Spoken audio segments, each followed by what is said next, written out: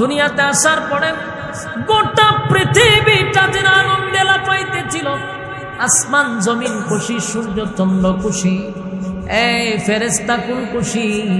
আল্লাহ বলেন আমার বন্ধু আসার কারণে সমস্ত ফেরেশতাদেরকে আজকে আনন্দ করার জন্য আমি ছুটি দিয়া দিলাম। নবী আসার কারণে সবাই খুশি। আজকে একদল মানুষ বলে আমাদের আলেমরা নাকি ব্যাপারে খুশি না। হয় নবী আসছে কওমি আলেমরা খুশি না, না তুই খুশি? হ্যাঁ, হয় এরা খুশি না, তুই খুশি নি? তুই কি তা কর? নবীর নামে দিয়া নবী আইছে আগমনে কেক কাটে, কেক কাটার কেক কাটটা খুশি আনন্দ। নবীর আগমনে ডুল বাজনা বাজায়, তাই না? আনন্দ মিছিল করতেছে, ডিজে গান গায় নবীর আগমনে। আমি নিজে দেখছি তো, বিশ্বাস করেন না? ওই ফিকাবের মধ্যে খালা টুপি খালা পাঞ্জাবি লাগাইয়া ডুল লইয়া বাইরিতেছে নবীর আগমনে। এটা বলে খুশি? মানে এটার বিরুদ্ধে হল্লা করে দেখছ তুই নবীর দুশ্মন, তুই হারাম কাজ করতেছ, দিলাম বাধা, হয় এটা নবীর দুশ্মন। মানুষকে কি পরিমাণ ব্ল্যাকমেইল করে দেখছেন? হয় এরা নবী দেখতারা না। নবী আসার পরে কি আল্লাহ কইছে ডুলবাজ না? বন্ডগুলা মানুষটা এইভাবে আস্তে করে সরায়, দেখছ তুই নবীর আগমনে খুশি না। অথচ আমরা এইভাবে বলি নবীর আগমনে আমি কেন? আসমান জমিন সূর্য চন্দ্র গ্রহ নক্ষত্র সবাই তো খুশি, কথা হয় না? ফেরেশতা কুল খুশি, সমস্ত সৃষ্টি জগৎ নবীর আগমনে খুশি। আল্লাহ জিবরাইলে পাঠাইছে, পাঠাইয়া রাসূলকে কিছু সময়ের জন্য নিয়ে গেছে। কই নিয়ে গেল? বলে আসমান জমিন সূর্য চন্দ্র আল্লাহর সৃষ্টি জগতের সাথে নবীর পরিচয় করাই দিছে। নেক্সট টাইমে যেন সৃষ্টি জগৎ বলতে না পারে ওনারা আমরা চিনি না, তাই আল্লাহ আগেই পরিচয় করাইয়া দিছে, এটা আমার বন্ধু, ভালো করে চিনা রাখো। চিনাইছে। নবী আসছে দুনিয়ায়, আসার পরে 40টা বছর পর্যন্ত মক্কায় ছিল। কত বছর? নবুয়তের আগ পর্যন্ত 40টা বছর তাদের সঙ্গে শিশুকাল যৌবনকাল সব কাল তাদের সামনে রাসূল ছিল। মক্কার লোকের সামনে তো রাসূল বড় উঠছে, শিশুকালও দেখছে, তারা যৌবনকালও নবীর দেখছে। 40টা বছর নবী উঠা বসা করছে। একটা মানুষ মক্কার একটা বারো বলতে পারে নাই এই মুহাম্মদ কারোর সঙ্গে বেয়াদবি করছে। সুবহানাল্লাহ।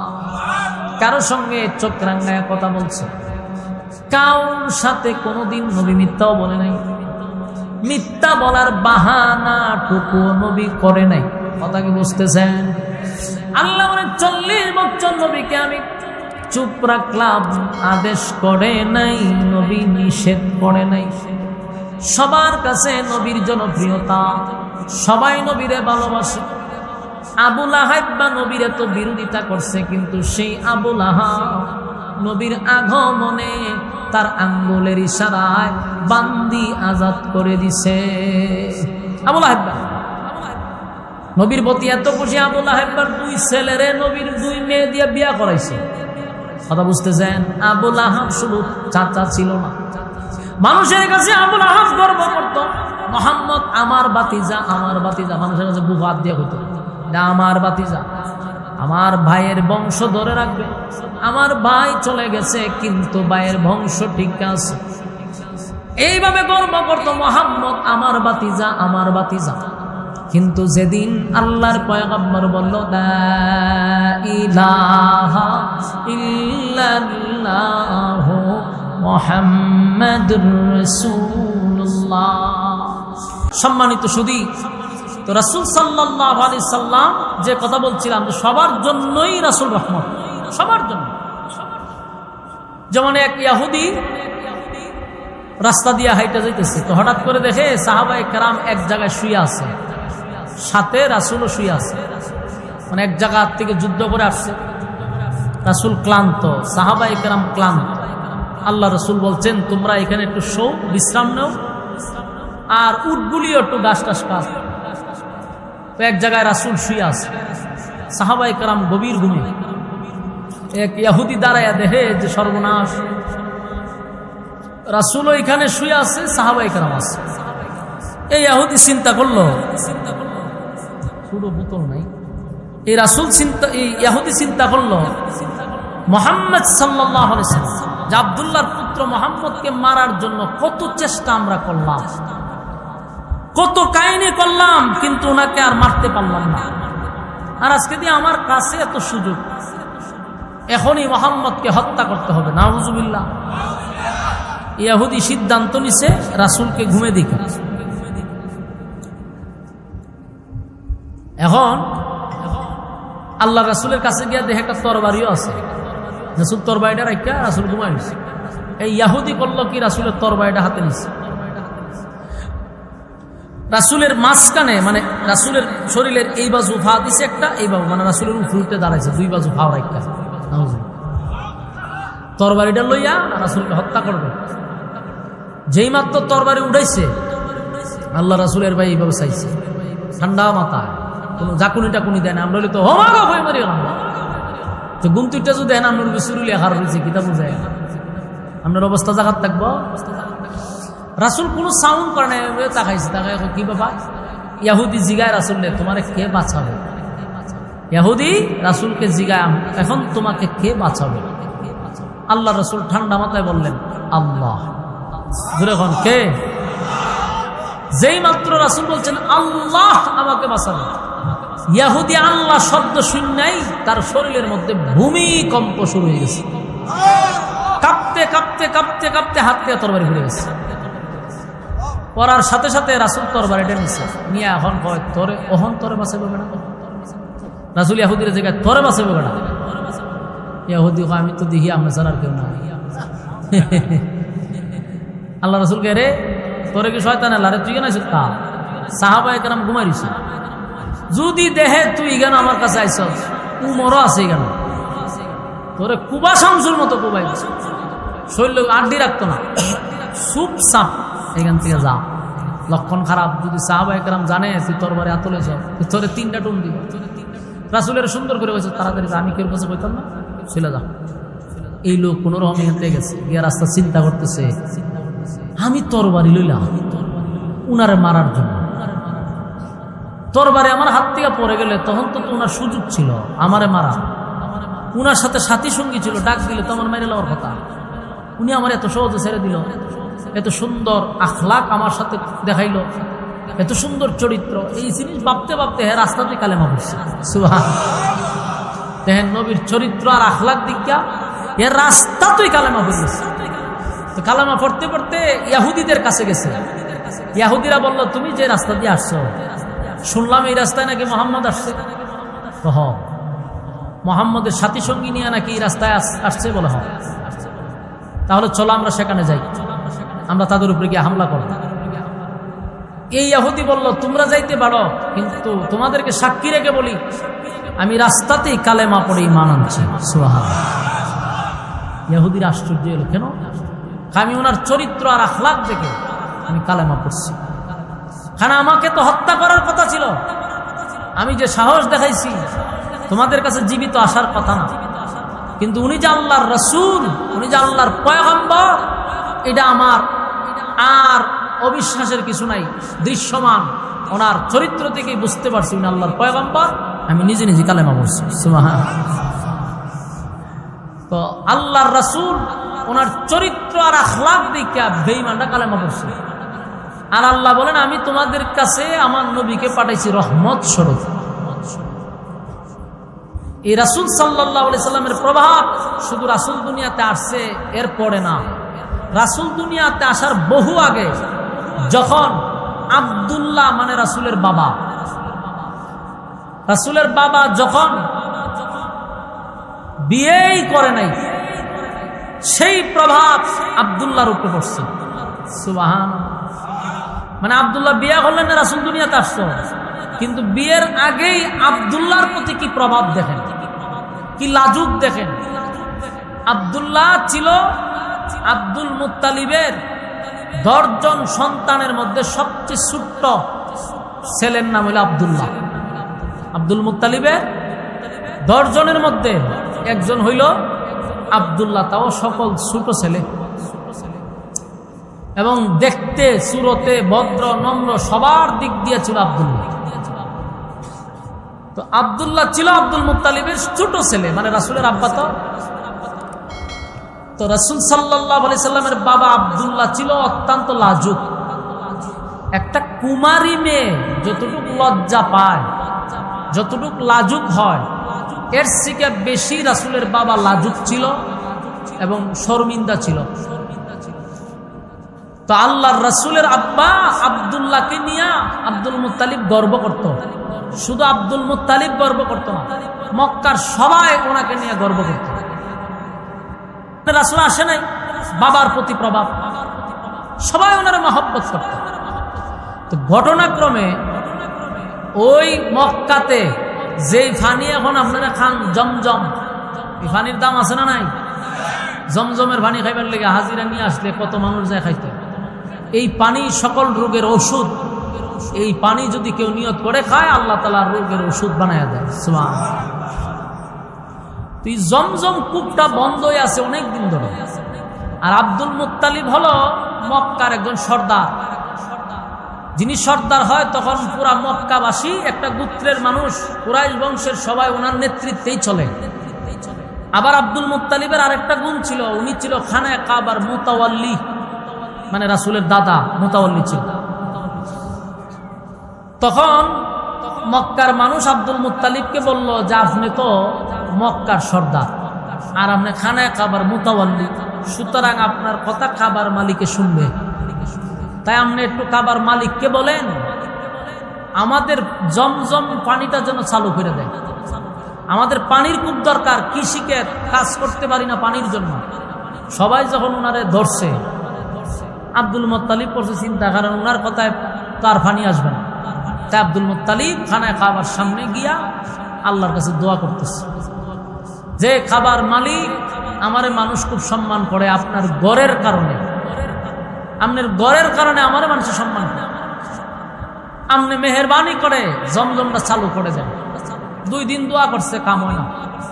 একদিন আব্দুল মুত্তালিব দোয়া করছে যে কাবার মালিক, আমি ওয়াদা দিলাম জমজমটা যদি চালু করে দেন তাহলে আমার 10টা ছেলের মধ্যে একটা ছেলেরে আমি আপনার রাস্তায় কুরবানি করে দিব। মান্নত করছে, মান্নত করে লিখছে। যে মান্নত করছে উনি দোয়া কইরা আইসেই দেখে জমজম চালু হয়ে গেছে। জমজমের খুব বন্ধ ছিল, পানি চালু হয়ে গেছে। দেশের গ্রামের মানুষ সবাই খুশি, জমজমের পানি চালু হয়েছে।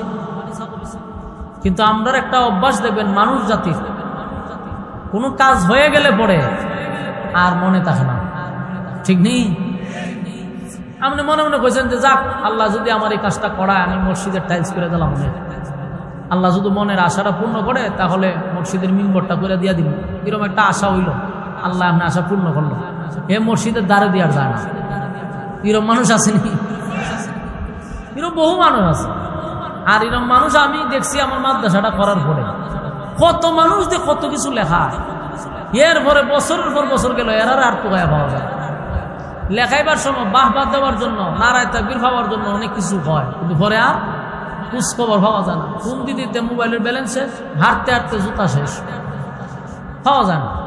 আব্দুল মুত্তালিবের যখন স্বপ্ন পূরণ হয়েছে, মান্নত করছে, কিন্তু এখন আর মান্নত পুরা করে না।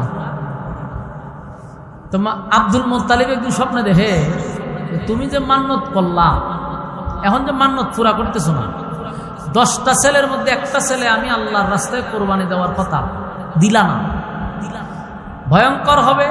তোমার 10 ছেলেই তাদের উপরে বিপদ আসবে, অচিরেই বিপদ আসবে।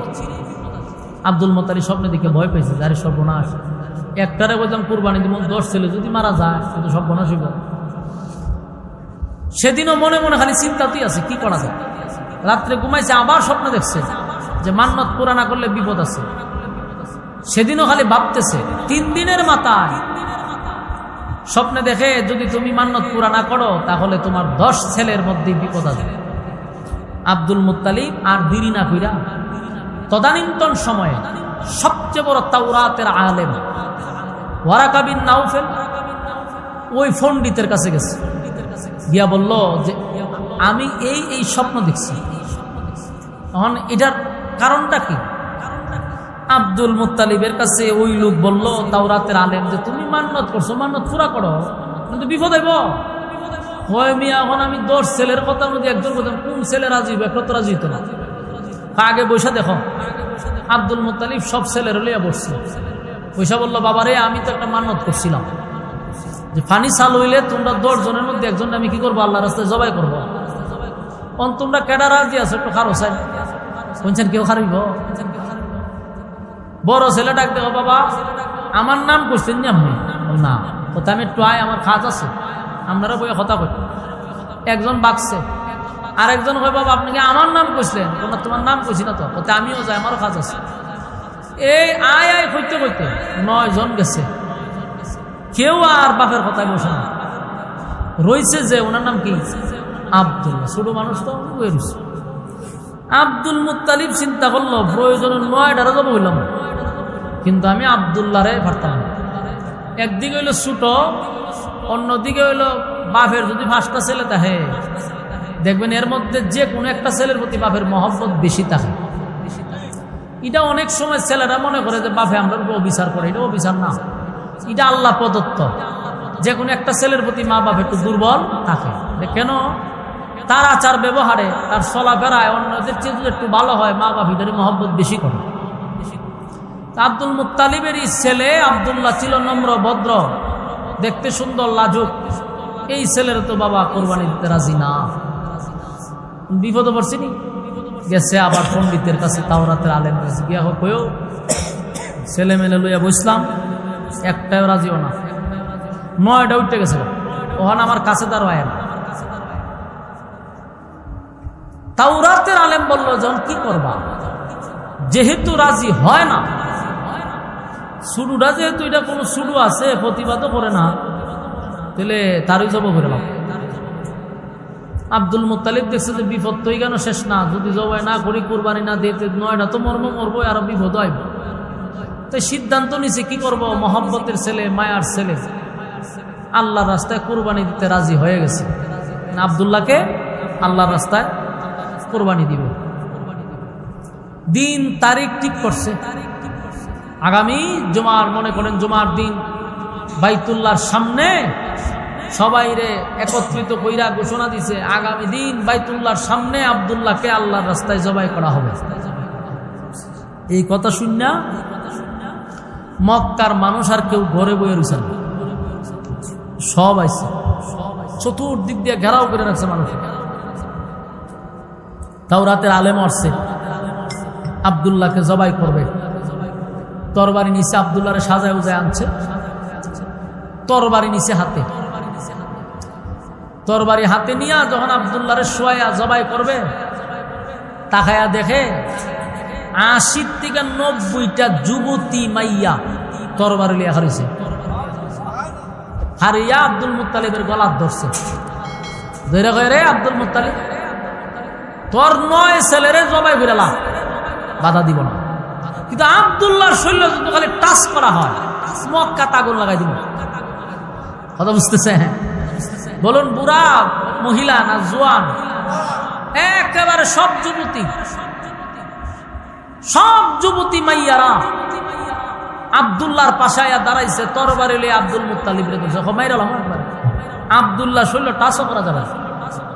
এটা সব আব্দুল্লাহর প্রতি পাগল ছিল। ওই মেয়েগুলা কেরে পাগল ছিল? আমাদের দেশের ফ্যান বিরীতির লাগে না, এটার কারণ আছে, এটা সামনে গেলে উনতে পারবে বইয়ে থাকলে।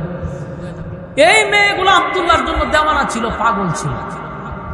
আব্দুল্লাহর এই মেয়েগুলা বলছে, সাবধান কইলা, কোনোভাবে আব্দুল্লাহরে কোরবানি দেওয়া যাবে না। আব্দুল মুত্তালিব পড়ছিনি বিপদ, জিগাইল ওয়ারাকা বিন নাওফেল, কিতা করো, করবোটা কি? দেখছো নি মাইয়া ফানে কি শুরু করছে? এই আন্দোলন যে মাইয়া ফানে করবো, হয়তো আমি জানি না। এই অসিব্য মাইয়া ফান গুলা আইয়া আমার গলার মধ্যে তরবারি ধরছে, সরম বরম নাই, আমার ভুলার লেগে আমার গলার ধরছে ছুরি। তো কি পরিমাণ ভাগ হলো আমার ভুলার লেগে। আব্দুল মুত্তালিব এখন করতামটা কি? তাওরাতের আলেম হয়তো একটা কাজ করো, জবাই তো করতে পারত না, তোমার গর্দান হাঁটে লেগো মাইয়া ভানে, তখন কি করো? একটা লটারি মারো। লটারি কি? বলে আব্দুল্লাহরে এক পাশে রাখবা, আর এক সাইডে 100টা উট রাখবা। 100টা উট, কয়টা উট বুঝুন নি? 100টা উটের দাম কত? কোটি টাকা হইব, কোটি টাকা। 100টা উটের দাম বর্তমান বাজারে কোটি টাকার উপরে হইব। তো একটা উট আমি যদি ভুল না করে থাকি তাহলে 2-2.5 কোটি টাকা, 2-2.5 লাখ টাকার মতো হওয়ার কথা। তাহলে এরকম 100টা উট এক বাজু, আর একদিকে হলো আব্দুল্লাহ লটারি লাগাইছে, যদি উডের নাম উড়ে তাহলে 100 উট আল্লাহ রাস্তায় কুরবানি দিয়ে দিব। অন লটারি টান দিছে, সব মেয়েরা রাজি, কয়টা রাজি লটারি ধরে, সবাই বইছে, লটারি টান দিছে। প্রথম লটারিতে আব্দুল্লাহর নাম আসছে। আমার কথা আপনারা বুঝুননি? আপনারা আমার কথা আজকে এমনি উন্নয়ন লাগবো, কিছু করার নাই। কথা বুঝতেছেন? আমার যে খামের লেগে দাওয়াত দেয় এই খাম হইতো না। আমি সিল্লি দিব, তো মাইকও সিল্লি দিব। ওখানে আমার ভোল্টেজ বাড়াইছি না, ওই দেখেন আওয়াজ একটু বাড়াইলে টং টং করে, টং টং এ সাউন্ড দেওয়া যেত না। এই জন্য এইভাবেই শুনতে হইব, কিছু করার নাই। আমার মাল মেটিস বালা দিলেন না, আমি বেরিতাম। ব্যাটও বালা না, বলও বালা না, সবকা দিবেন কেমনি? আজকে আপনার টেস্ট খেলে বল বুঝেন, এটা স্প্রিং না ফাস্ট বল, বুঝা বুঝা খেলেন, কিতা করবে? কপাল খারাপ। আচ্ছা মনোযোগ দা শুনেন। এখন লটারি মারছে, বলুন তো দেখি এক সাইডে কয়টা উট? 100।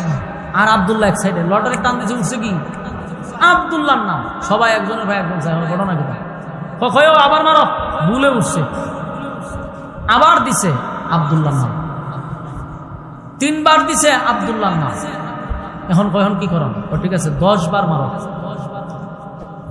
টানা 10 বার লটারি দিছে, 10 বার আব্দুল্লাহর নাম, উডের নাম আসেই না। সবাই আরেকজনের ভাই একজনের ভাই একজন সাহেব, কিতা করো, লাভ নাই। আবার মারো, আবার দিছে 10 বার, শুধু আব্দুল্লাহর নাম, উটের নাম উড়েই না। 10 বার গেল, 20 বার গেল, 50 বার গেল, শুধু আব্দুল্লাহ নামই আসে, কোনোভাবেই উটের নাম আসে না। তাওরাতের আলেম কয় কি করো না, মারতে থাকো, একবার উঠলই 60 বার 70 বার 80 বার দিছে, খাম হয় না।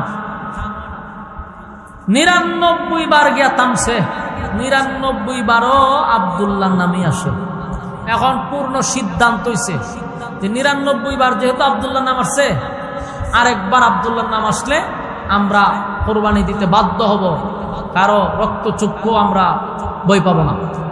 পুরা কররা বার্তা দিছে যে খামইতো না, যেহেতু 100 বার দিছি মাইয়া ভানে যে আন্দোলন করছো তোমরা আন্দোলনের কারণে আমরা কর্মসূচি মাইনা নিছি। আমরা 99 বার লটারে দিছি, গুরায়ত আব্দুল্লাহ নামে আর কিতা করতাম। ঠিক আছে, এখন ফাইনাল, এখন আব্দুল্লাহরে আমরা জবাই করব। 99 বার মাথায় মাইয়া ভানে আবার হারিয়েছে। কথা বুঝতেছেন? মাইয়া ভান তরবার ঘুরাইতে ঘুরাইতে আব্দুল্লাহর বাপ আব্দুল মুত্তালিবের গলা ধরে নিছে। হ্যাঁ 99 কেরে 99,000 বারও যদি আব্দুল্লাহর নাম উঠে, কসম খোদা আব্দুল্লাহকে আমরা কোরবানি করতে দিব না। সুবহানাল্লাহ বাড়ি দিয়ে হইবে। আব্দুল মুত্তালিব চিন্তায় পড়ে গেছে, এখন করণ কি? কতন ভরে ভরে গুতায় ওই তাওরাতের আলেম রে, এই মেয়ে আমার পক্ষে কিছু কও, তোমার হলে ইতি পরামর্শ করলাম, এখন যে আমার মার তো আসে। তাওরাতের আলেম ঘোষণা দিল কোনো কিছু করার নেই। যদি এখন 99 বার 100 বারের মাথায় যদি আব্দুল্লাহর নাম আসে, তাহলে তারে কোরবানি করা ছাড়া আর কোনো মাসলা নাই। কিন্তু মহিলারা, যুবতী কন্যারা তরবারিটা হাতে লইয়া দাঁড়ায় আছে আব্দুল মুত্তালিবের উপরে রাগ কইরা যে 99 না 99,000 বার হইল আমরা কিন্তু ছাড়ব না। 99 বার হইল, 99,000 বার হইল, আব্দুল্লাহরে জবাই করতে দিব না। এখন যা মন চায় তা কর। এবার 100 বার লটারি যখন টান দিল, আল্লাহর কুদরতে উটের নাম উঠে আসছে। কতবার সমান? 100 বার মানে 99 বার আব্দুল্লাহর নাম। আর একবার আসছে উটের নাম, সবাই খুশিতে আনন্দে লাফাইতেছে। যাক, একবার তো উঠছে, এখন 100 উট আল্লাহর রাস্তায় কুরবানি করছে। আব্দুল্লাহরে বাঁচাইয়া দিল, আব্দুল্লাহরে কুরবানি হতে দিল না। আব্দুল্লাহর বয়স বাড়তেছে, মেয়েরা তার প্রতি আকর্ষণ বাড়তেছে। রাস্তাঘাটে আব্দুল্লাহ যাইতে পারে না, মাইয়ারা ডিস্টার্ব করে, ইফটিজিং করে। এখন যেমন ফুলা বানে মাইয়ারা ইফটিজিং করে না, তোমার হতা কাটা দিবে। এক মাইয়া স্কুলে যাইতে 3টা পকাটে দেখবেন, এখানে হত্যান খারো, ওইখানে হত্যান খারো, সামনে তো যায় কিতা করে কিতা না, এটারই কয় ইফটিজিং না কিতা, ফেরছে আর বেশি বুঝি টুজি না। রাস্তা দেয়া গেলে মাইয়ারা ডিস্টার্ব করে, হয় তোমার ভালোবাসি অথবা কুস্তাদ দেয় অথবা গিফট করে রাস্তাতে হারিতে হয়, এটা তো এটা নাম ইফটিজিং না। ফিটা তুলে ধরে ফিটা ওটা দেয় না, ডিস্টার্ব করে, এটার নাম ইফটিজিং। তো এই ডিস্টার্ব করে কি আব্দুল্লাহ রাস্তা দিয়া গেলে মাইয়া ফানে কয়, আব্দুল্লাহ তোমার ভাই কয়জন? আব্দুল্লাহ কয়, আমার ভাই তো আমরা 10 জন। দেখছো নি 10 জন? যদি মনে করো তোমার বাপের সম্পত্তিটা বাদ করে পাইবা নি, দূর পাইবা, কিতা করবা এটা দিয়া? আমারে বিয়া করো, সব জ্বালামো, বাপের যা সম্পদ আছে। এরকম অফার দেয়। ওয়ারাকা বিন নাউফেল, যিনি সবচেয়ে বড় আলেম তাওরাতের, ওই তাওরাতের আলেমের মেয়ের নাম ছিল মরিয়ম। এই মরিয়ম ছিল এক বাবার এক মেয়ে, অঠাল সম্পত্তি। ওই মরিয়ম আব্দুল্লাহর প্রেমে পাগল হয়ে গেছে। আব্দুল্লাহরে দেখে মরিয়ম এত পাগল, এত পাগল, আব্দুল্লাহ যেখানে যায় মরিয়ম সেখানেই যায়। আব্দুল্লাহরে রাস্তায় বলে, আব্দুল্লাহ রে, তোমার আব্বারে বলো না আমার সঙ্গে তোমার বিবাহ পড়ায়া দিতে। আমি এক বাবার এক মেয়ে, সম্পত্তি যা পাবো সব তোমাকে লিখে দিব, কিন্তু তোমার বাবারে বলো আমার সঙ্গে তোমার যেন বিবাহ পড়ায়া দেয়। নবীর বাবা আব্দুল্লাহ এত লাজুক, শরমে লজ্জায় উনি মাটির মধ্যে তাকায়া থাকতেন, বৈশা যাইতেন শরমে, এত লজ্জা পাইতেন।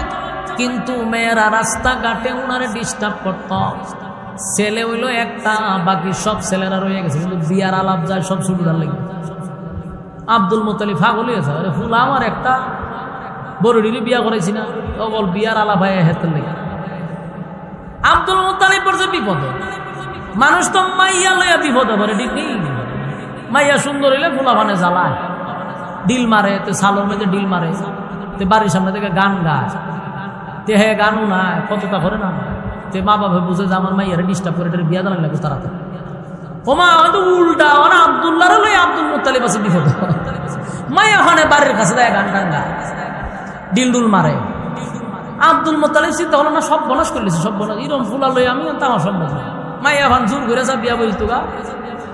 আব্দুল মুত্তালিব করছে কি, আব্দুল্লাহরে লইয়া মক্কা ছাইরা একদিন রাতের আধারে মদিনা গেছে গা।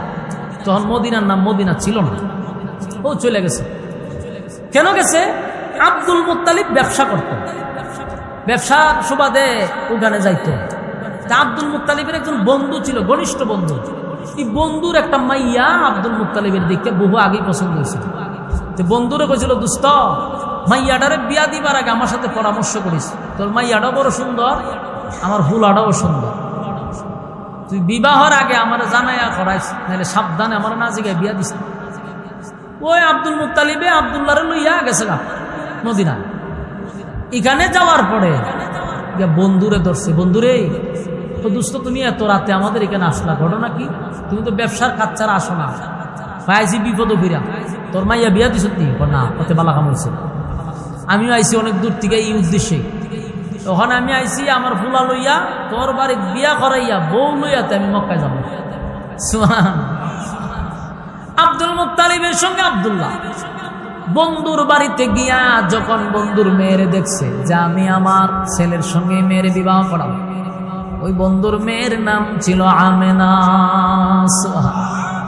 ওই বন্ধুর মেয়ের নামে আমেনা, আমি আমেনার সঙ্গে আমার ছেলের বিবাহ করাবো। আব্দুল্লাহর সঙ্গে আমেনার বিবাহ করায়া দিল, বিবাহ হয়ে গেছে।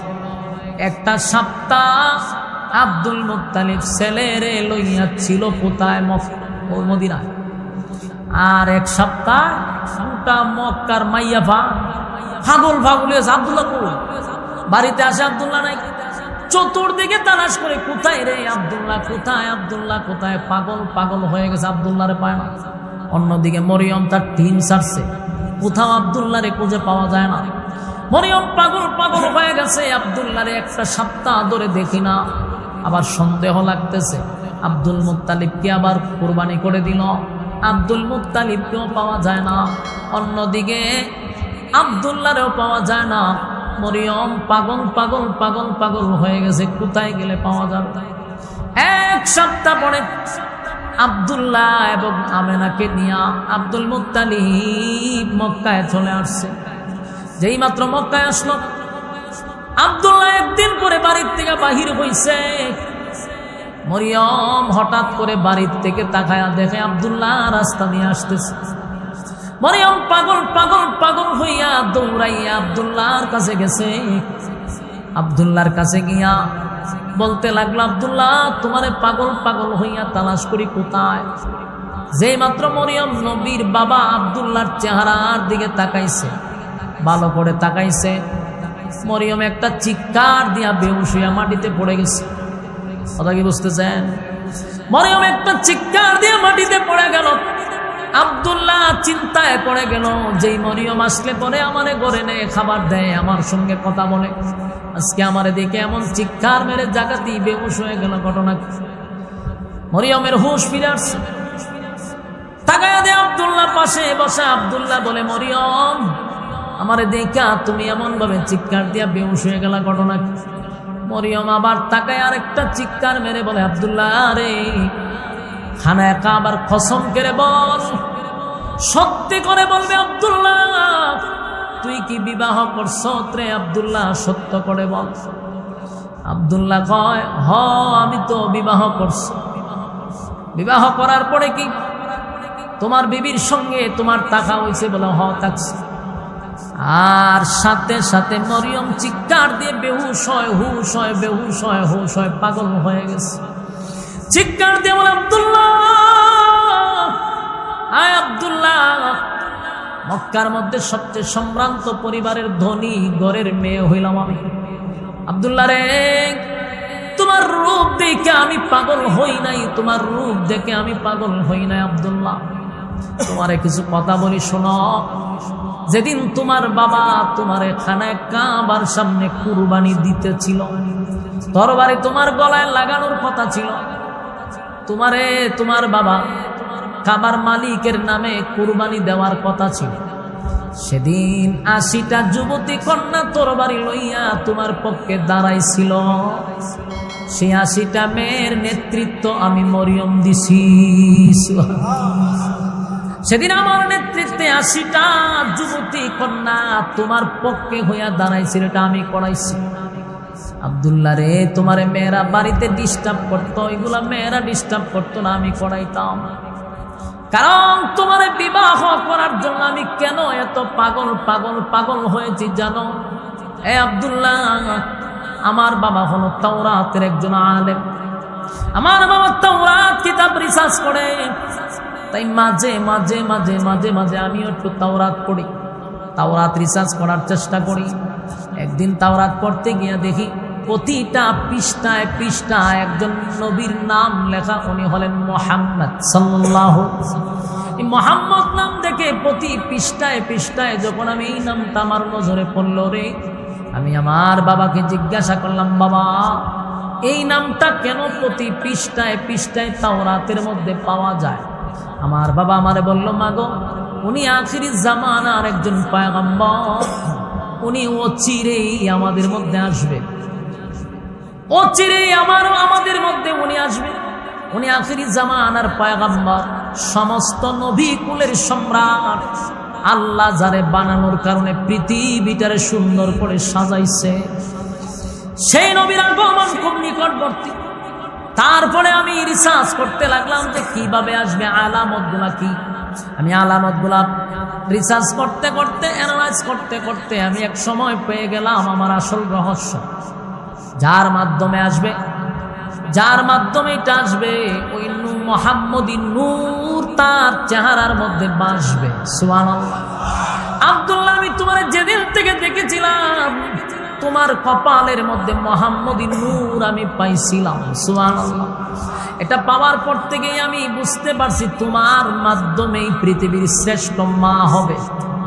যার পেটে মুহাম্মদ আসবে এই মহিলা হবে পৃথিবীর শ্রেষ্ঠ মা।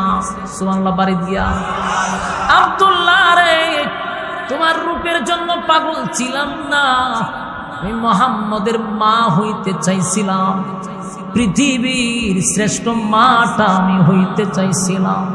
কত স্বপ্ন আমার, কত সাধনা, বছরের পর বছর তোমার নজরদারি করে রাখছি, তোমার উপরে কোনো মুসিবত পড়তে দেই নাই, সেখানেই আমার টিম কাজ করছে। তোমারে পাওয়ার জন্য কত চেষ্টা আমি চালাইলাম, তোমার প্রেমে পাগল ছিলাম শুধু পৃথিবীর শ্রেষ্ঠ মা হওয়ার জন্য। আমার পেটে পৃথিবীর শ্রেষ্ঠ মহামানবকে আমার পেটে ধারণ করার জন্য আমি তোমার কাছে বিবাহ বসতে চাইছিলাম আব্দুল্লাহ, কিন্তু আমি দেখা বেহুশ হয়ে গেলাম, কারণ তোমার চেহারার মধ্যে সেই নূর আমি আর দেখতে পাই না। কারণ এটা তখন হবে যখন তুমি বিবাহ করবা, তোমার স্ত্রীর সঙ্গে তুমি রাত কাটাইবা। তোমরা যখন স্বামী স্ত্রী একত্রিত হবা তখনই নূর চলে যাবে, ওই বিবি যার কাছে তুমি বিবাহ করছো তার গর্ভে চলে যাবে। আমি তাকায়া দেখি মুহাম্মদী নূর আমার কাছে আর ভাসে না। আমি কনফার্ম তুমি বিবাহ করছো। আব্দুল্লাহ স্বীকার করলো, মরিয়ম আমি বিবাহ করছি। মরিয়ম চিৎকার দেয় আর তোনাদ করতে লাগলো, হায় আফসোস, হায় আফসোস, আমার কেন জন্ম হলো রে, আমি কত ব্যর্থ, এত আশায় এতদিন আমি যার আশায় যার আকাঙ্ক্ষায় স্বপ্ন দেখছিলাম, কত স্বপ্ন দেখছি, কত আশা ছিল পৃথিবীর শ্রেষ্ঠ মা হব, আজকে আমার চোখের সামনে আব্দুল্লাহ বিবাহ করে ফেলল।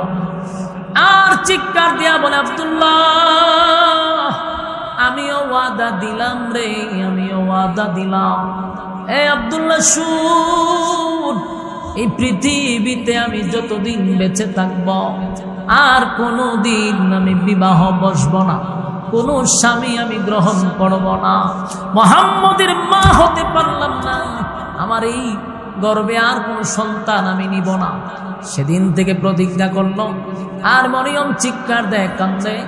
অন্যদিকে আব্দুল্লাহ আশ্চর্য হয়ে গেল, যেই মেয়েটা আমার দেখলে পাগল পাগল হয়ে আসতো, খাইতে দিত, কথা বলতো, আজকে আমার দিকে আসে বেহুশ হয়ে গেল। যুবক ভাইরা, অন্যদিকে আমেনার গর্বে সেই মুহাম্মদের নূর চলে গেল। আম্মা জান আমেনা যেদিন ওনার গর্বে রাসূলে আরবি সাল্লাল্লাহু আলাইহি সাল্লাম 6 মাস হয়ে গেল, আল্লাহ রাব্বুল আলামিন আমার নবীর বাবাকে দুনিয়া থেকে আল্লাহ বিদায় করে দিল। কথা কি বুঝতেছে? বিদায় করে দিল। স্বাভাবিকভাবে মৃত্যু হয় না। কেমনে হয়েছে ঘটনাটা বলি। আমেনার বাড়ি কোথায়? শ্বশুর বাড়িতে গেছে বিবিরে লইয়া। 6 মাস চলতেছে, বিবিরে লইয়া মদিনায় গেছে। রাস্তার মধ্যে আব্দুল্লাহ মারা গেল। সেখানে আব্দুল্লাহকে দাফন কাফন করা হলো, মাটি দিয়া দিল। আমেনা এখন স্বামী হারাইল। আব্দুল মুত্তালিব নিজের সন্তান হারাইয়া পাগলের মতো হয়ে গেল। আমার সন্তানটা দুনিয়া থেকে বিদায় হয়ে গেল, সন্তানের মুখটা দেখেও যেতে পারল না। যুবক বালক চলে গেল। আব্দুল্লাহ এবার আমেনা একা ঘরের মধ্যে, তাকে কোথাও বাহির হয় না।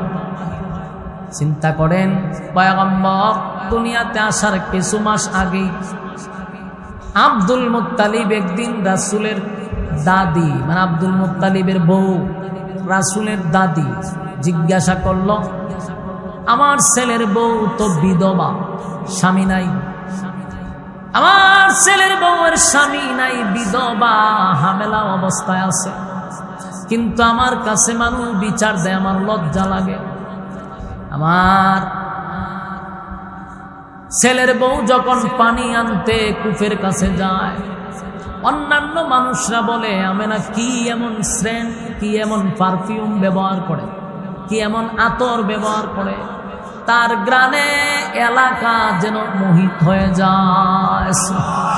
এত সুগ্রাম কোথার থেকে আসে? মানুষ বিভিন্ন কথা বলতে লাগলো, উনি তো বিধবা, এত গ্রাম কোথার থেকে পায়, এত পারফিউম কোথায় পায়? আমেনার শাশুড়ি রাসূলের দাদি বললেন, মাগো তোমার শ্বশুর হইল গিয়া মক্কার একজন সর্দার, তোমার শ্বশুরের কিন্তু মান সম্মান আছে, তোমার শ্বশুরে মানুষ ইজ্জত দেয়, এমন কাজ করো না যেন তোমার শ্বশুরের সম্মান নষ্ট না হয়। আমেনা বলল, মা আমি কি করলাম? বলে, মা তোমার শরীরে এত গ্রান, বিধবা নারীর শরীরে এত গ্রান দিলে তো মানুষ আকৃষ্ট হয়। আমেনা বুঝতে পারলো, মাগো আমি আপনার কাছে বলার দরকার ছিল, বলি নাই, তাই তো সমস্যা হয়েছে। শাশুড়িকে হাতে ধরে নিয়ে গেল গোসলখানায়, নিয়ে বলল, গোসলখানায় যাচ্ছেন, গ্রান পাননি? বলো, হ, গ্রানে তো মোহিত হয়ে গেছে, সুগ্রানে। মা আপনার দাঁড়ায় থাকেন। আমেনা থুতু ফলাইছে, থু থেকে মেশকাম্বরের গ্রাম। ডাক দিয়ে বললাম, মাগো আপনারা যা ভাবতেছেন বিষয়টা এমন না। আমি কোথায় পাবো সুগন্ধি, কোথায় পাবো? কে আমারে এনে দিবে? আমি কোথায় পাবো? আমার স্বামী নাই, কে আমারে এই সুগন্ধি দিবে? আমি দুনিয়ার কোনো সুগন্ধি ব্যবহার করি না। আমার যে সুগন্ধি বাহির হয়, মা, এটা আমার পেট থেকে আসতেছে। এটা আমার পেট থেকে সুগন্ধি আসে গো, দুনিয়ার কোনো সুগন্ধি না। আমি তুতু ফালাইলে গ্রান বাহির হয়, রাস্তা দিয়ে হাঁটলে গ্রান বাহির হয়, গোসলখানায় গোসল করলে গ্রান বাহির হয়। মা, এটা আমার পেট থেকে আসে, এটা দুনিয়ার কোনো আতর না। আমি না বুঝতে পারলো, পেটে যে সন্তান আছে সাধারণ নয় রে, দুনিয়ার আসার আগেই গ্রামে মুখরিত হয়ে গেল। আমার যুবক ভাইরা, পয়গম্বর দুনিয়াতে আসার আগেই শুরু হয়ে গেল রহমত। আমেনা বলেন, আমি পানি আনতে গেলে মানুষ বালতির মধ্যে রশি লাগাইয়া কূপ থেকে টাইনা পানি তুলতে হয়, কিন্তু আমেনা যখন কূপের কাছে যায়, কূপের পানি উপরের দিকে চলে আসে। রশি দিয়ে পানি আনতে হয় না, পানি নিচ থেকে অটোমেটিক উপরে উঠে যায়। এটা আমার নবী আসার আগেই মুজিজা। এবার পয়গম্বর দুনিয়াতে আসলো। যেদিন দুনিয়াতে আসবে, আম্মা জান আমেনা বলেন, পৃথিবীর যত মা আছে রে, কোনো মা বলতে পারবে না বাচ্চা পেটে নেওয়ার পরে তার কষ্ট হয় নাই। পৃথিবীর এমন কোনো মাই কথা বলতে পারবে না, প্রত্যেকটা মার কষ্ট হয়, কিন্তু একমাত্র আমেনা বলেন, আমার ছেলে পেটে আসার পরে আমার কোনো কষ্ট হয় নাই, আমি বুঝিও নাই, তারও ভাই নাই। সুবহানাল্লাহ। যেই মাত্র দুনিয়া আসছে, সুগ্রানে যেন মুখরিত হয়ে গেছে। যুবক ভাইরা আমার, শুধু তাই নয়, কথা বলেন, শুধু তাই না, আমেনা বলেন, আমি তাকায়া দেখি গ্রানে গড়টা যেন একেবারে মোহিত হয়ে গেছে। শুধু এখানেই শেষ না, পৃথিবীতে আসার সময় মানুষ ব্লেড কেছিল বই থাকে, কেরা জানেননি? নার খাটতো। আম্মা জানা আমেনা বলেন, আমি দেখি আমার ছেলের নারও খাড়া লাগে নাই, অটোমেটিক আল্লাহ যেন কুদরতি ডাক্তার দিয়া খাইটা দিছে। সুবহানাল্লাহ। মানুষ পয়সা থাকে, পানি নিয়ে গোসল করাবে, ময়লা পরিষ্কার করবে, রক্ত পরিষ্কার করবে, কিন্তু আমেনা বলেন, আমি দেখি আমার ছেলেরে যেন কে গোসল করাইয়া পাঠাইছে। পয়গম্বর ছিল রহমত। দুনিয়াতে আসার পরে গোটা পৃথিবীটা যেন আনন্দে লাফাইতেছিল, আসমান জমিন খুশি, সূর্য চন্দ্র খুশি, এই ফেরেশতা কুল খুশি।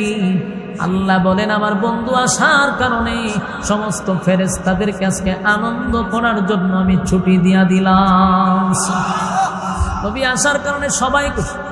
আজকে একদল মানুষ বলে আমাদের আলেমরা নাকি ব্যাপারে খুশি না, হয় নবী আসছে কওমি আলেমরা খুশি না, না তুই খুশি? হ্যাঁ, হয় এরা খুশি না, তো তুই খুশি নি? তুই কি তা কর? নবীর নামে দিয়া নবী আইছে আগমনে কেক কাটে, কেক কেক কেটে খুশি আনন্দ। নবীর আগমনে ডুল বাজনা বাজায়, তাই না? আনন্দ মিছিল করতেছে, ডিজে গান গায় নবীর আগমনে। আমি নিজে দেখছি তো, বিশ্বাস করেন না? ওই ফিকাবের মধ্যে খালা টুপি খালা পাঞ্জাবি লাগাইয়া ডুল লইয়া বাইরিতেছে নবীর আগমনে। এটা বলে খুশি। মানে এটার বিরুদ্ধে আল্লাহ দেখছ তুই নবীর দুশ্মন, তুই হারাম কাজ করতেছ, দিলাম বাধা, হয় এটা নবীর দুশ্মন। মানুষকে কি পরিমাণ ব্ল্যাকমেইল করে দেখছেন? হয় এরা নবী দেখতারা না। নবী আসার পরে কি আল্লাহ কইছে ডুলবাজ না লাও? বন্ডগুলা মানুষটা এইভাবে আস্তে করে সরায়, দেখছ তুই নবীর আগমনে খুশি না। অথচ আমরা এইভাবে বলি নবীর আগমনে আমি কেন? আসমান জমিন সূর্য চন্দ্র গ্রহ নক্ষত্র সবাই তো খুশি, কথা হয় না? ফেরেশতাকুল খুশি, সমস্ত সৃষ্টি জগৎ নবীর আগমনে খুশি। আল্লাহ জিবরাইলে পাঠাইছে, পাঠাইয়া রাসূলকে কিছু সময়ের জন্য নিয়ে গেছে। কই নিয়ে গেল? বলে আসমান জমিন সূর্য চন্দ্র আল্লাহর সৃষ্টি জগতের সাথে নবীর পরিচয় করাই দিছে। নেক্সট টাইমে যেন সৃষ্টি জগৎ বলতে না পারে ওনারা আমরা চিনি না, তাই আল্লাহ আগেই পরিচয় করাইয়া দিছে, এটা আমার বন্ধু, ভালো করে চিনা রাখো। চিনাইছে। নবী আসছে দুনিয়ায়, আসার পরে 40টা বছর পর্যন্ত মক্কায় ছিল। কত বছর? নবুয়তের আগ পর্যন্ত 40টা বছর তাদের সঙ্গে শিশুকাল যৌবনকাল সব কাল তাদের সামনে রাসূল ছিল। মক্কার লোকের সামনে তো রাসূল বড় উঠছে, শিশুকালও দেখছে, তারা যৌবনকালও নবীর দেখছে। 40টা বছর নবী উঠা বসা করছে। একটা মানুষ মক্কার একটা বারো বলতে পারে নাই এই মুহাম্মদ কারোর সঙ্গে বেয়াদবি করছে। সুবহানাল্লাহ। কারোর সঙ্গে চোখ রাঙায় কথা বলছে, কারোর সাথে কোনোদিন নবী মিথ্যাও বলে নাই, মিথ্যা বলার বাহানাটুকু নবী করে নাই। কথা কি বুঝতেছেন? আল্লাহ বলেন 40 বছর নবীকে আমি চুপ রাখলাম, আদেশ করে নাই, নবী নিষেধ করে নাই। সবার কাছে নবীর জনপ্রিয়তা, সবাই নবীরে ভালোবাসে। আবু লাহাব বা নবীর এত বিরোধিতা করছে, কিন্তু সেই আবু লাহাব নবীর আগমনে তার আঙ্গুলের ইশারায় বান্দি আজাদ করে দিছে। আবু লাহাব নবীর প্রতি এত খুশি, আবু লাহাবের 2 ছেলেরে নবীর 2 মেয়ে দিয়ে বিয়া করাইছে। কথা বুঝতেছেন? আবু লাহাব শুধু চাচা ছিল না, মানুষের কাছে আবু লাহাব গর্ব করত, মুহাম্মদ আমার বাতিজা, আমার বাতিজা। মানুষের কাছে বুক হাত দিয়ে হইতো, আমার বাতিজা, আমার ভাইয়ের বংশ ধরে রাখবে। আমার ভাই চলে গেছে কিন্তু ভাইয়ের বংশ ঠিক আছে। এইভাবে গর্ব করত মুহাম্মদ আমার বাতিজা, আমার বাতিজা।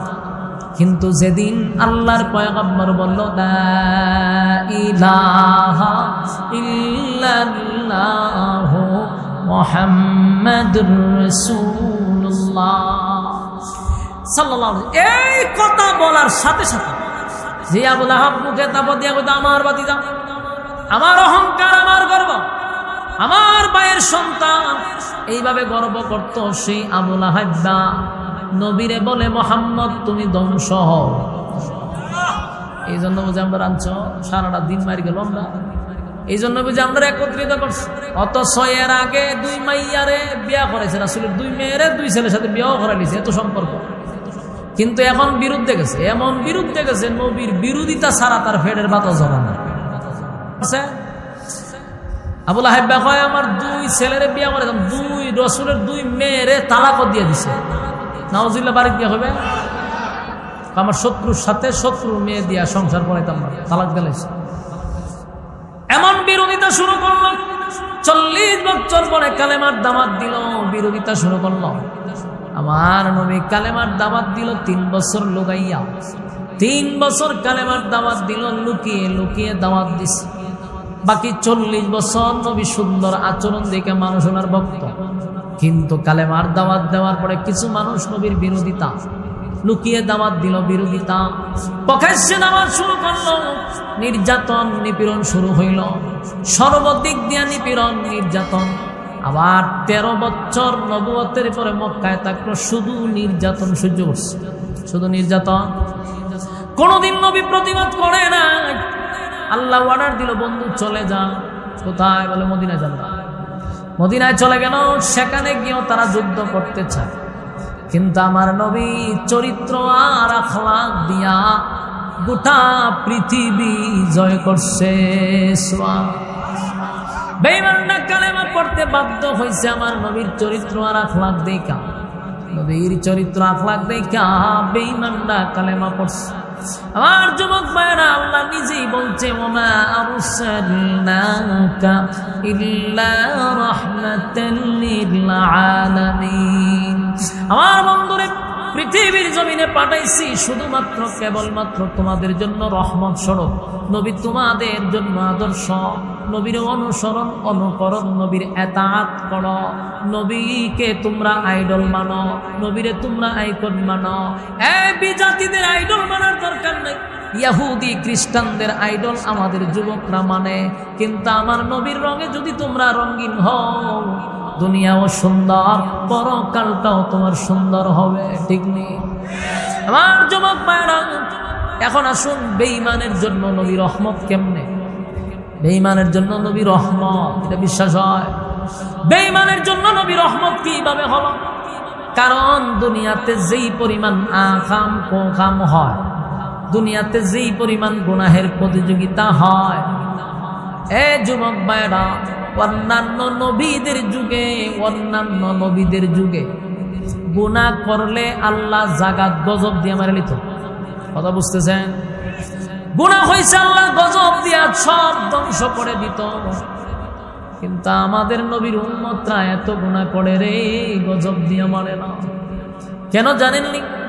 আমার নবীর দুয়ার বরকতে আল্লাহর নবী একদিন দোয়া করছে, মালিক, দুনিয়ার থেকে যখন আমি বিদায় হয়ে যাব, আমার পরে আর কোন নবী রাসূল আসবে না। আল্লাহ নবুয়তের দরজায় আপনি তালা মারে দিছেন। আমার এই এতিম উম্মতরা শয়তানের ওয়াসওয়াসায় পড়ে, শয়তানের ধোঁকায় পড়ে। আমার এই গুনাহগার উম্মতরা গুনাহ করবে, আল্লাহ আপনার নাফরমানি করবে। আল্লাহ আপনি রাগ কইরা, আল্লাহ আপনি গুসা কইরা আমার এতিম উম্মতকে গজব দিয়া ধ্বংস কইরেন না। আল্লাহ ধ্বংস কইরেন না, আল্লাহ গজব দিয়া ধ্বংস কইরেন না। এই যুবক ভাইরা, নবী আমাদের জন্য রহমত, নবী আমাদের জন্য রহমত। কত চিন্তা উম্মতের জন্য। মাঝে মধ্যে নবী হারায়া যাইতেন, সাহাবীরা নবীরে তালাশ কইরা পাইতো না। কথা বুঝতেছেন? মাঝে মধ্যে নবীরে পাইতো না, নবী হারিয়ে যেতেন। সাহাবায়ে কেরাম একবার নবীরে পায় না, কান্নার রোল পড়ে গেছে। গোটা মদিনায় কান্নার রোল পড়ে গেছে, নবী নাই, নবী নাই, নবী নাই। কান্না শুরু হয়ে গেল। কেউ মনে মনে ভাবতেছে, কোন বেঈমান মনে হয় রে আমার নবীরে হত্যা করছে, নাউজুবিল্লাহ। কান্নার রোল পড়ে গেল, কোথাও নবীরে পাওয়া যায় না। নবীরে মাঝে মধ্যে না পাইলে ফাতেমার ঘরে নবীরে পাওয়া যাইত। সেদিন ফাতেমার ঘরে গেল, কোথাও মদিনায় পাওয়া যায় না। আবু বকর পর্যন্ত খবর হয়ে গেছে, হযরত ওমর পাগল পাগল হয়ে গেছে, কোথাও নবীরে পাওয়া যায় না। আবু বকর পাগল হয়ে গেল, ওমর পাগল হয়ে গেছে, কিরে আমার নবীরে মদিনায় কেন দেখি না? হযরত আলী কান্দে, ওমর কান্দে, আবু বকর কান্দে, বেলাল কান্দে, নবীরে কেন পাওয়া যায় না? আম্মা জান অন্যদিকে আয়েশা সিদ্দিকা রাদিয়াল্লাহু তাআলা আনহা আবু বকরকে ডাক দেয়া বলেন, বাবা আপনারা মেহেরবানি করে পয়গম্বরকে তালাশ করুন, পয়গম্বরকে তালাশ করে বাহির করুন। অন্যদিকে ফাতেমা আলীকে বলল, আলী যাও আমার বাবাকে তালাশ করে নিয়ে আসো। এবার হযরত ওমর, হযরত আবু বকর, হযরত আলী তিনজন বাহির হইছে। তিনজন একত্রিত হইয়া মদিনার অলিতে গলিতে নবীরে তালাশ করতেছিল, কোথাও নবীরে পাওয়া যায় না। 3 দিন হয়ে গেল রে, আমার নবীরে পাওয়া যায় না। এবার তালাশ করতে করতে করতে কোথাও যখন পায় না, তারা আশ্চর্য হইয়া চতুর্দিকে যারা পায় তারা জিজ্ঞাসা করে। একটা সময় পাহাড়ের এক জায়গায় গিয়া দেখে একটা রাখাল কতগুলা উট বেড়া বকরি নিয়ে বসে আছে, কিন্তু সাহাবায়ে কেরাম রাখালের দিকে তাকাইয়া আছে। আর রাখাল তার উট বেড়া বকরির দিকে তাকায় আছে। তার আশ্চর্য হইয়া দেখে যেই মাঠে রাখাল উট বেড়া বকরি দিছে খাওয়ার জন্য, একটা বেড়া বকরিও গাছে মুখ লাগাইল না। সবগুলা রাখাল আর বকরির চোখ দিয়া পানি ঝরতেছে। যুবক ভাইরা দৌড়াইয়া হযরত ওমর গিয়া বলে, রাখাল রে, আমার নবী মুহাম্মদ রে দেখছ? রাখাল কয়, মুহাম্মদকে আমি চিনি না। তোমার এখানে কতক্ষণ ধরে এখানে আসো? রাখাল বলে, আপনারা আপনাদের মুহাম্মদকে তালাশ করতেছেন আর আমি আশ্চর্য হয়ে গেছি। আজকে 3টা দিন ধরে এই আমার বেড়া বকরির গাছে মুহুই লাগায় না, শুধু ওই একটা কূপের ভিতরে তাকাইয়া, একটা কুহার ভিতরে তাকাইয়া, গর্তের ভিতরে তাকাইয়া আমার বেড়া বকরিটা অজরে কাঁদতেছে। আমি চিন্তিত আছি, আমার মালিক রে আমি কি বুঝ দিব? যদি বেড়া বকরি মারা যায় আমার চাকরিও যাইব, আমার মারে লেগে। তাই আমি বেতায় ব্যতীত হইয়া কান্দি। হযরত ওমর জিজ্ঞাসা করে, তোমার বেড়া বকরি কেন খাবার খায় না, কেন কান্দে? বলে, আজকে 3টা দিন ধরে এই গর্তের ভিতরে একটা লোক টানা 3 দিন ধরে কান্না শুরু করছে। তার বেতায় ব্যতীত হইয়া এই আমার বেড়া বকরি পর্যন্ত কান্দে, গাছে মুখ লাগায় না। আবার যুবক ভাইয়েরা, বনের পশুরা পর্যন্ত নবীরে চিনল গো। আমার নবীরে বেড়া বকরি পর্যন্ত চিনল। মানুষ হইয়া আমরা নবীরে চিনতে পারলাম না। আবু জাহেল মানুষ ছিল, নবীরে চিনে না। আবু লাহাব মানুষ ছিল, নবীরে চিনতে পারল না। কথা কোন ঠিক নেই? বেড়া বকরি গোলাম নবীর বেতায় ব্যতীত হইয়া কান্না শুরু করে দিল। হযরত ওমর বলে, আবু বকর, আলী রে, আমি 100% কনফার্ম, যেই বেড়া বকরি যার কান্নায়, যার বেতায় ব্যতীত হইয়া গাছে মুখ লাগায় না, চোখ দিয়া পানি আনছে, সেটা আমার নবী ছাড়া আর কেউ হবে না, কেউ হবে না। আয় আমরা নবীর সন্ধান পাইছি, এতে কোনো সন্দেহ নাই। 3 জন সাহাবী গর্তের ভিতরে, পাহাড়ের ভিতরে একটা গর্ত, সেখানে গিয়া দেখে আল্লাহর হাবিব সেজদায় পড়িয়া উম্মতি উম্মতি বলে নবী কাঁদতেছে। নবীর এত কান্না দেইকা আবু বকর ডাক দিয়া বলে, নবী গো, মাথা মুবারক তুলেন, কান্দেন না। আমি আবু বকরের জীবনে যত ইবাদত বন্দেগী করছি, সব ইবাদত বন্দেগী আপনার এতিম উম্মতের জন্য আমি দিয়া দিলাম। এরপরও মাথা তুলেন, সুবহানাল্লাহ। আমার যুবক ভাইরা, এরপর নবী মাথা মুবারক তুলে না, নবীর কান্না থামে না। হযরত আবু বকর বলেন, আমি দিয়া দিব। নবী মাথা তুলে না। হযরত ওমর বলে, নবী, আমি উমরের যত ইবাদত বন্দেগী আছে সব আপনার উম্মতের নামে লিখে দিলাম। মাথা তুলেন। নবী মাথা মুবারক তুলে না। এবার আলী বলেন, উমর রে, আবু বকর যতই চেষ্টা করেন কোনো কাজ হবে না, যতই কান্না কান্দেন কোনো কাজ হবে না। নবী মাথা তুলবে না। আজকে এই বিপদের সময় একমাত্র নবীর কলিজার টুকরা ফাতেমা ছাড়া নবী কোনদিন মাথা তুলবে না। হযরত আলী সাহাবায়ে কেরামদেরকে লইয়া ফাতেমার দরজার সামনে গিয়া দাঁড়াইছে। হযরত আলীর চোখ দিয়া পানি। ফাতেমা বাহির হইয়া দেখে আলী কান্দে। হযরত ফাতেমা বলেন, আলী, আমার আর বোঝার বাকি নাই, তুমিও কান্দো। পর্দার আড়ালে উমরও কান্দে, আবু বকরও কান্দে রে। আমি বুঝতে পারছি বেঈমানের বাচ্চারা আমার বাবারে হত্যা করছে। কেন কান্দস? হযরত আলী বলেন, ফাতেমা, আল্লাহর পয়গম্বরকে কেউ হত্যা করে নাই, পয়গম্বর জীবিত আছে। আমার নবী উম্মতের জন্য পাহাড়ের গুহার ভিতরে নবী কান্দে। বহুত চেষ্টা করলাম গো, পারলাম না। দৌড়াইয়া সাহাবায়ে কেরাম ফাতেমা, হাসান হুসাইন রাদিয়াল্লাহু তাআলা দুজনকে লইয়া গেল। গিয়া ফাতেমা বলেন, বাবা, সেজদার থেকে মাথা তুলেন। গোটা মদিনার মানুষ আপনার ব্যথায় ব্যথিত হইয়া কান্দে, ছোট ছোট বাচ্চারাও কান্দে, বেড়া বকরিরা পর্যন্ত আপনার ব্যথায় ব্যথিত হইয়া কান্দে। গোটা মদিনায় মানুষ পাগল পাগল পাগল হয়ে গেছে। 3 দিন ধরে আপনি নাই পয়গম্বর, সবাই খালি বলে নবী নাই নবী নাই নবী নাই, সবাই কান্দে। মাথা মুবারকটা তুলেন। আল্লাহর নবী বলেন, ফাতেমা রে আমি মাথা তুলতে পারবো না, আমার আল্লাহর সঙ্গে আমার এখনো সিদ্ধান্ত চূড়ান্ত হয় নাই। আল্লাহর নবী কান্দে। ফাতেমা বলে, বাবা গো, আমি ফাতেমার জীবনের যত ইবাদত বন্দেগী আছে সব উম্মতকে দিয়া দিলাম। হাসান হুসাইন 3 দিন ধরে খায় না আপনার ব্যথায় ব্যথিত হইয়া। বাবা মাথা তুলেন। ফাতেমা এরপর নবী মাথা মুবারক তুলে না। ফাতেমা 2টা হাত তুলে আল্লাহর দরবারে কান্দে আর বলে, মালিক, আমার বাবা ছোট থেকে মা হারাইল,